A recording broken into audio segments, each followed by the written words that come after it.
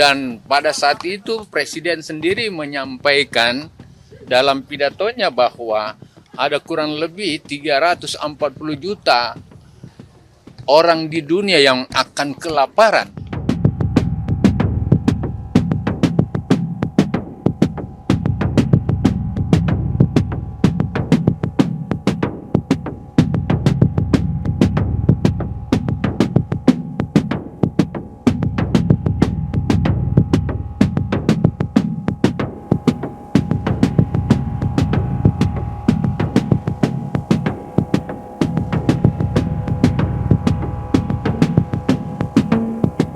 Tuntutan JPU yang 12 tahun untuk saya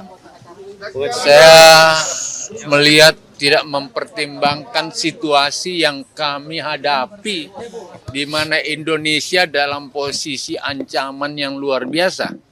Pada saat itu. Ya, menghadapi COVID, menghadapi krisis pangan dunia. Dan pada saat itu Presiden sendiri menyampaikan dalam pidatonya bahwa ada kurang lebih 340 juta orang di dunia yang akan kelaparan.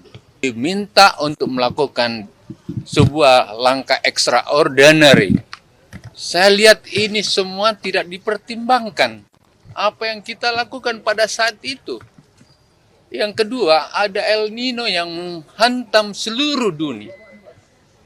Ada penyakit yang datang, tidak hanya COVID, tapi antraks dan PMK, penyakit mulut dan hewan. Harga kedelai naik, harga tahu naik, harga tempe naik, itu akan terjadi. Saya manuver ke sana. Sekarang saya dipenjarakan 12 tahun, dituntut 12 tahun. Semua selangkah itu langkah extraordinary. Dan itu bukan untuk kepentingan pribadi saya. Tapi biarlah proses hukum. Saya percaya pada KPK. Saya percaya pada proses yang ada. Oleh karena itu, tentu saya berharap besok pada saat pembelaan pribadi saya akan saya nyampaikan semua yang saya pahami tentang aturan, tentang seperti apa yang terjadi pada Kementan. Semua yang dilakukan di Kementan dengan nilai 44 miliar itu dibandingkan kontribusi Kementan setiap tahun di atas 2.400 triliun. Di atas 2.400 triliun. Yang kau cari sama saya 44 miliar selama 4 tahun. Dan itu semua untuk sewa pesawat, sewa helikopter, itu pribadikah? Perjalanan dinas ke luar negeri itu pribadikah? Saya kira itu teman-teman pahami saya kalau saya agak menyampaikan seperti ini. Tidak niat.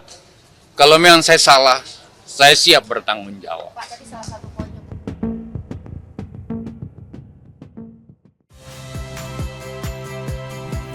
Saya Yasir Neneama. Saksikan program-program Kompas TV melalui siaran digital, pay TV, dan media streaming lainnya. Kompas TV, independen, terpercaya.